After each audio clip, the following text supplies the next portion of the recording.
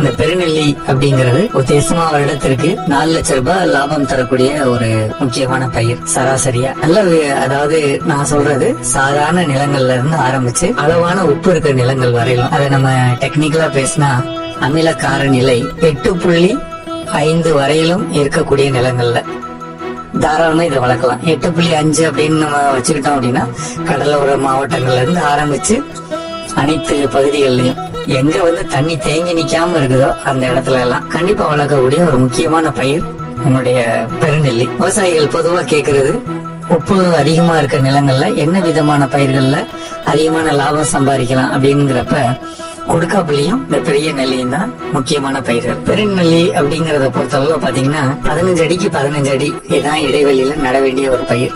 ஆனா இந்த பயிரோட ஒரு முக்கியத்துவம் என்ன அப்படின்னா 15 அடிக்கு 15 அடி இதான் இருக்கணுங்கிற அவசியம் இல்லை. நிறைய விதமான அளவுகள்லயும் அது நல்ல பலன் தருதுங்க. உதாரணத்துக்கு 15க்கு 15, 18க்கு 18 போட்டு 4 மரத்துக்கு நடுவா ஒரு மரம், அப்ப அதோடைய இடைவெளி வேற மாதிரி இருக்கும். இன்னும் சொல்ல போனா 10 அடிக்கு 10 அடி, இந்த மாதிரியான ஒரு மாற்றமான இடைவெளிகள்ல கூட தன்னைய உருமாற்றிக்கிட்டு வளரக்கூடிய ஒரு முக்கியமான பயிர் நம்மளுடைய பெருநெல்லி. இதோட வளர்ப்பு முறை ரொம்ப எளிமையானதுங்க. நல்ல தரமான கன்றுகள் மட்டும் பார்த்து வாங்க வேண்டியது முக்கியமானது. இதுல கன்றுகள் அப்படின்னு பார்க்கும்போது குறைந்தபட்சம் எந்த ஒரு ஏக்கர் நிலத்துல நம்ம நட்டாலும் ஒரு 5 வகையான கன்றுகளை வாங்கி நடுறது ரொம்ப முக்கியமானதுங்க. அது நம்மளுக்கு மகரந்த சேர்க்கையை அதிகப்படுத்துறதுக்கும் அதிகமான விளைச்சலை கொடுக்கறதுக்கும் ஒரு முறையான ஒரு சூழ்நிலையை உருவாக்குறதுக்கு ரொம்ப ரொம்ப முக்கியமானது. தமிழ்நாட்டுல ரொம்ப பிரபலமா இருக்கிறது இந்த NA7 அப்படிங்கிற வெரைட்டி. அடுத்து NA4 அப்படிங்கறதா கிருஷ்ணா வெரைட்டி. NA5 காஞ்சன், சக்கையா ஒண்ணு இருக்கு. அடுத்து நம்மளுடைய பவானி சாகர் வெரைட்டி BSR 1. இந்த 5 வெரைட்டியை நம்ம கையில வச்சுக்கலாம். இத நம்மளுடைய பயிர்கள் எவ்வளவு தேவையோ, உதாரணத்துக்கு இப்ப 200 மரம் ஒரு ஏக்கருக்கு வைக்கிறோம் அப்படின்னா உத்தேசமா 40 செடிகளை வாங்கிக்கலாம், கலந்து பயிர் பண்ணிடலாம்.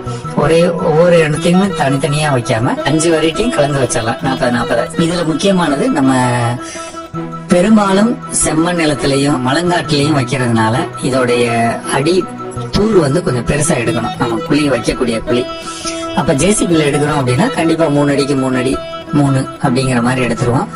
அப்ப மேல் மண்ணை எடுத்து வலது கை பக்கம் போட்டுக்கலாம், கீழ் மண்ணை எடுத்து இடது கை பக்கம் போட்டுக்கலாம். அந்த மாதிரி ஒரு 3 அடி ஆழத்துல தோண்டிடலாம். தோண்டின மண்ணை ஒரு 7 நாள் ஆற போட்டுட்டு அடிமண்ணை திருப்பி இழுத்து உள்ள போட்டுடலாம். அப்போ 1.5 அடி நிறைஞ்சிரும். நம்மளுடைய செடியை பேப்பரை பிரிச்சுட்டு நடுவா வைக்கிறோம். இதோட பக்கவாட்டு பகுதியில குறைந்தபட்சம் 5 கிலோ மக்குன தொழு உரம் போடலாம். ஒரு சில நேரம் தொழு உரம் போட வேண்டாம் அப்படின்னு நம்ம மனசுக்கு பட்டுச்சுன்னா யாராவது சொன்னாங்க, பொதுவா தொழு உரம் போடுறது ரொம்ப ரொம்ப நல்லதுங்க. ஆரம்ப கால வளர்ச்சிக்கு ரொம்ப நல்லதா இருக்கும். அதுவும் முக்கியமா செம்மண், மலையடிவாரம், பாறை மண் நிலம் அப்படின்னா அங்க எந்த விதமான சத்து இருக்காது. அதனால அதுக்கு அடிப்படை தலைச்சத்தை கொடுக்கறது நம்மளுடைய தொழு உரம் தான். அதனால அது கொடுத்து வளர்க்க வேண்டியது ரொம்ப ரொம்ப முக்கியம். என்ன ஒண்ணு, தொழு உரம் நம்ம போடுறதுக்கு முன்னாடி அதை கொஞ்சம் முறைப்படுத்திட்டு வைக்கணும். சரிங்களா? அதுல எந்த புழுக்கள் இல்லாத மாதிரி முறைப்படுத்திட்டு வைக்கலாம். அது ஒண்ணு மட்டும் பாத்துக்கலாம். மற்றபடி இதில் ஒரு 5 கிலோல இருந்து 10 கிலோ அளவுக்கு உள்ள போடலாம். அப்படி பிடிக்கல அப்படின்னு சொன்னா உயிர் உரங்கள் வேளாண்மை துறையில கிடைக்கும். அசோஸ்பைர்லாம் பாசோ பாக்டீரியா. அசோஸ்பைர்ல ஒவ்வொரு குழிக்கும் 200 இருந்து 400 கிராம் போடலாம் பவுடரா. அதே மாதிரி பாசோ பாக்டீரியா 200 கிராம் போடலாம். அப்ப அது 400 கிராம், அசோஸ்பைர்ல 400 gram, phosphobacteria 200 gram, Pseudomonas ஒரு 20 கிராம். இந்த மாதிரி சுத்தீவர போட்டுட்டு இப்ப மேல் மண்ணை இழுத்து உள்ள போட்டுடலாங்க. போட்டுட்டு ஒரு வட்டப்பாத்தி அமைச்சிடலாம். வட்டப்பாத்தி அமைச்சிட்டு இந்த வட்டப்பாத்தியில இந்த செடியை சுத்தி இருக்கக்கூடிய பகுதியில குறைஞ்சபட்சம் ஒரு 3 தட்டு, அதாவது 15 கிலோ அளவுக்கு நம்ம பக்கத்துல இருக்க குளத்தோட வண்டல் கரம்பை மண் இருக்கு பாத்தீங்களா, அதை எடுத்து உள்ள போட்டுடலாம். அப்படி நமக்கு உள்ள போட்டு நல்லா பரப்பி விட்டுட்டு இப்ப நம்ம தண்ணி கொடுத்தோம்னா குறைந்த தண்ணீர்ல நம்ம இந்த பயிரை வளர்த்தலாம். ஏன்னா இந்த பயிரோட பாசனம் அப்படிங்கறது பாத்தீங்கன்னா அது சின்னதுல இருந்தே பாத்தீங்கன்னா 15 நாளைக்கு ஒரு தடவை தண்ணி கொடுத்தா போதும். பொதுவா இன்னும் கொஞ்சம் நம்ம மனசுக்கு கஷ்டமா இருந்துச்சுன்னா 10 நாளைக்கு ஒரு முறை கொடுக்கலாம். ரொம்ப மோசமா இருந்தாலும் வாரம் ஒரு முறை கொடுக்கலாம். அதுக்கு மேல கொடுக்க வேண்டாம். ரொம்ப சொதன்னு கொடுத்தோம்னா பயிர் பிராய்லர் கோழி மாதிரி ஆயிடும். அந்த மாதிரி செய்யக்கூடாதுங்க. அது ஒரு காட்டு மரம். அந்த காட்டு மரம் மாதிரியான அமைப்பிலே அதை வளர்த்துறது ரொம்ப ரொம்ப நல்லது. அப்ப வாரம் ஒரு முறை தண்ணி கொடுக்குறோம் அப்படின்னு சொன்னா குறைஞ்சபட்சம் ஒரு 25 to 30 லிட்டர் தண்ணி கொடுக்கலாம் சராசரியா. இப்போ ஒரு 30 லிட்டர் அப்படின்னு சொன்னா காலையில 15 லிட்டர், சாயந்தரம் 15 லிட்டர் அந்த மாதிரி கொடுக்கலாம். இந்த தண்ணீரை 2வது தண்ணி கொடுக்கும்போது தேவைப்படும் போது கொடுக்கலாம். சரிங்களா? தண்ணீர் இருக்க தண்ணீர் கொடுத்துடக்கூடாதுங்க. அப்படின்னா செடி அழுகிரும். அது கொஞ்சம் என்ன சொல்ற முறையான வளர்ச்சி இல்லாம போயிடும். அதோடைய தொகை வளர்ச்சியோ அல்லது கிளை வளர்ச்சியோ முறை இல்லாம போயிடும். அதனால தண்ணீர் தான் அதோட அடிப்படை. முதல்ல ரொம்ப காய்ச்சலும், நிறைய காய்ச்சலும், கொஞ்சோண்டு பாய்ச்சலும் அந்த மாதிரி வளர்க்கறதா இந்த பயிரோட அடிப்படை. இதை மட்டும் புரிஞ்சுக்கலாம். இப்ப நட்ட உடனே 3வது நாள் நம்ம உயிர் தண்ணி தரோம். உயிர் தண்ணி கொடுக்கும் போதும் பாத்தீங்கன்னா நம்ம இயற்கை இடுபொருள்கள் முன்னாடியே தயார் பண்ணி வச்சுக்கலாம். மீனமிலமோ, ஈயம் கரைசலோ, பஞ்சகாவியாவோ, ஜீவாமிர்தமோ அது கூட கலந்து கொடுத்தாரு மிகவும் சிறப்பானது. இந்த அமைப்புல இதோடைய வளர்ச்சியை நம்ம அந்த இடத்துல உறுதிப்படுத்தலாம்.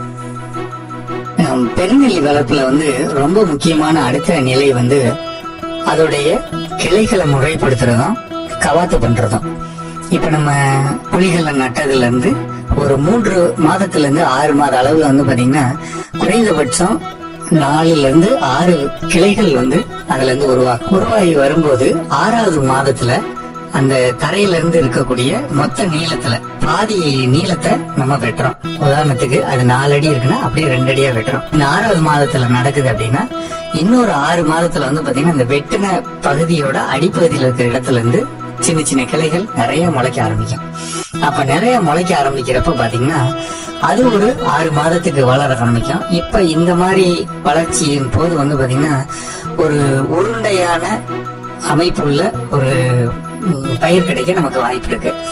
இந்த மாதிரி ஒரு டைம் பண்ணதுக்கு அப்புறம் இன்னும் ஒரு தடவை பாத்தீங்கன்னா 2வது வருடத்துல, இது முதல் வருடம், அடுத்து 2வது வருடத்துல பாத்தீங்கன்னா என்ன நடந்திருக்கும்னா தரையில இருந்து வெளியே வந்த கட்டையோட அளவு நம்மளுடைய மணிக்கட்டு சைஸ்ல இருக்கும். அப்ப மணிக்கட்டு சைஸ்ல வந்திருக்கப்ப தரையில இருந்து ஒரு 2 அடி உயரத்துல அதை முழுசா கட் பண்ணிடலாம். இப்ப முழுசா கட் பண்ண உடனே இப்ப என்ன நடக்கும் அப்படின்னா அந்த முழுசா கட் பண்ண இடத்துல இருந்து ஒரு 6 முதல் 7 கிளைகள் உருவாகும். இந்த கிளைகள் தான் நமக்கு அதிகமான லாபத்தை தரக்கூடிய இலைகள்.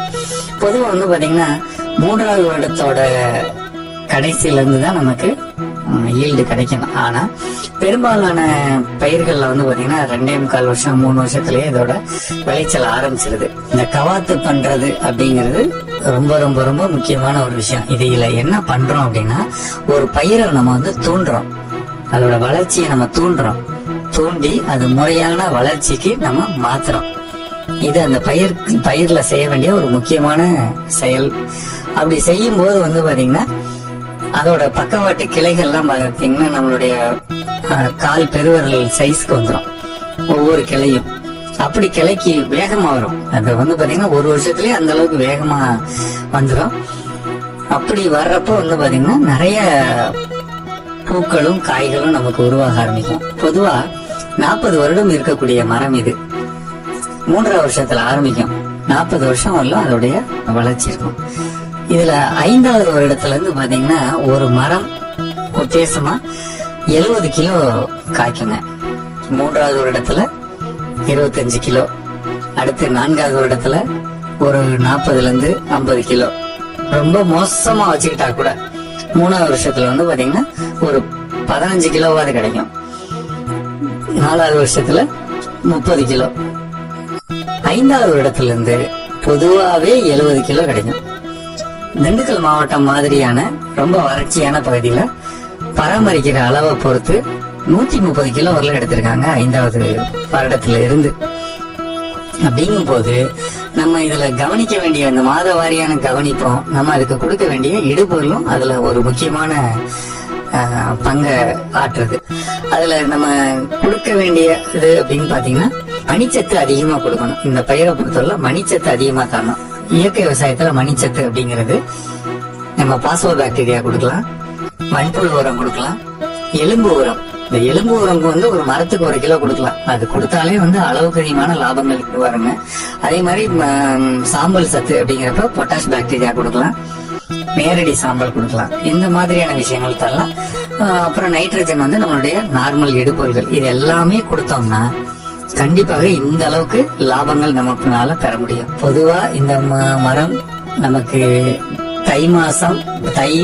ஜனவரி மாசத்துல ஆரம்பிச்சிருங்க, பிப்ரவரி மாசம் கடைசி வரையிலும், மாசி மாச பாதின்னு வச்சுக்கோங்களேன், அந்த மாசி மாசத்தோட பாதி அல்லது முடிகிற ஒரு நாள் வரல, மாசி 20 நாள் அப்படி கணக்கு வச்சுக்கிட்டோம்னா அதுல பூத்துருங்க. ஜனவரி பிப்ரவரியில பூத்துரும். நமக்கு ஏப்ரல்ல இருந்து அடுத்த 8 மாதத்துக்கு காய்கள் வரும். இந்த இப்படி வரக்கூடிய காய்கள் பாத்தீங்கன்னா நம்ம பொதுவா நம்மளுடைய மரத்தை 8ல இருந்து 10 அடி உயரத்துக்குள்ள வச்சுக்கணும். அதிகபட்சம் வச்சுக்கிட்டாலும் 15 அடி வச்சுக்கணும். அப்படி 15 அடி வைக்கிறப்ப பாத்தீங்கன்னா நம்ம முக்காலி போட்டு அல்லது இந்த ஒரு உயரமான ஸ்டூல் இருக்கும் இல்லைங்களா, அதை போட்டு காய் பறிச்சுக்கலாம். தெளிவான காய்களை மட்டும் பறிக்கணும், சின்ன காய்களை எல்லாம் ஊத்து விட்டுறக்கூடாது. அப்படி நம்ம எடுக்கிறப்ப பாத்தீங்கன்னா ஒரு ஏக்கருக்கு வித்தியாசமா 3/4 டன்ல இருந்து 1 டன் நம்ம எடுக்கலாம் காய், தினசரி நான் சொல்றது. அப்படி எடுக்கலாம். அந்த அளவுக்கு நமக்கு 8 மாதத்துக்கு நமக்கு லாபம் தரக்கூடியது. அப்போ ஒரு மரம் அப்படின்னு பாத்தீங்கன்னா 130 கிலோ தெளிவா வரும். ஒஸ்ட் கேஸ் வச்சாலும் நம்ம 100 கிலோ கொடுக்கலாம். அப்போ நம்ம மீனம் இல்லாம ஈயம் கரைசல், ஜீவாமிர்தம், பஞ்சகாவியா இதெல்லாம் ஒவ்வொரு பாசனத்தோடையும் தலைவலி கொடுக்க கொடுக்க நமக்கு பெரிய லாபங்கள் கிடைக்குங்க. லாபம்னு பாத்தீங்கன்னா வித்தியாசமா 194 மரம் 70 கிலோ ஒரு மரம் கொடுக்குது அப்படின்னா வித்தியாசமா 30 ரூபா ஆவரேஜ் காஸ்ட் அப்படின்னு பார்த்தோம்னா 4 லட்ச ரூபா தெளிவான லாபம் வருங்க. 4 லட்ச ரூபாயில நமக்கு செலவு அப்படிங்கிறது ஒரு 30,000 வரும். அப்படிங்கிறப்ப 3.25 லட்ச ரூபா இதுல லாபம் வரும். அந்த அளவுக்கு இதுல லாபம் இருக்கக்கூடிய ஒரு பயிர். இதுல நோய்கள் அப்படின்னு பாத்தீங்கன்னா பெரிய அளவு நோயெல்லாம் ஒண்ணும் கிடையாதுங்க. நம்ம செம்மண் நிலங்கள்ல வளர்க்குற இடங்கள்ல மட்டும் துருநோய் வர வாய்ப்பு இருக்கு. துருநோய் வந்ததுன்னா சூடோமோனாஸ் கலவைய, சூடோமோனாஸ 10 லிட்டருக்கு 50 மில்லியன் கலந்து தெளிச்சோம்னாலே அது சரியாகிடலாங்க. அதே மாதிரி பூச்சி தாக்கம் அப்படின்னு பாத்தீங்கன்னா இந்த கால் வெட்டுக்கிளி அப்படின்னு ஒரு வெட்டுக்கிளி இருக்குங்க, அது அப்புறம் தண்டு துளைப்பான். வெட்டுக்கிளிய நம்ம வேப்பெண்ணெய் கரைசல், அதுக்கு வேப்பெண்ணெய் 10 லிட்டருக்கு 30 மில்லி கலந்து அடிச்சாலே அந்த பிரச்சனை சரியாயிடும். தண்டு துளைப்பான சரி பண்றதுக்கு மெட்டரைசியம், அதே மாதிரி பெவேரியா பேசியானா இதை தண்ணியில கலந்து 10 லிட்டருக்கு 25 மில்லி கலந்து ஒரு ஸ்ப்ரே கொடுத்தோம்னா சரியாயிடுங்க. இது பொதுவா ஆகஸ்ட் செப்டம்பர் மாதத்திலயும் மார்ச் ஏப்ரல் மாதத்திலயும் கொஞ்சம் கவனம் வச்சுக்கிட்டோம்னா போதும். ரொம்பவும் எளிமையான விவசாயம், நல்ல விவசாயம். இத நல்லா சரியா செஞ்சோம்னா நம்ம ஒரு இலக்கு வச்சுக்கலாம். 130 கிலோ எடுக்கணும், ஒரு பழம் 60ல இருந்து 70 கிராம் இருக்கணும், ஒரு கிலோவுக்கு 5ல இருந்து 20 பழம் இருக்கணும் அப்படின்னு நம்ம ஒரு இலக்கு வச்சுக்கிட்டு நம்ம செயல்பட்டோம்னா கண்டிப்பா இதுல பெரிய லாபங்கள் எடுக்கலாம். நல்ல விவசாயம் இதை செய்யுங்க. இயற்கை விவசாயத்துல இதை ரொம்ப அழகா கொண்டுட்டு வரலாம். இயற்கை விவசாயத்தை நம்புவோம், நிச்சயம் நல்லா இருப்போம். நன்றிங்க.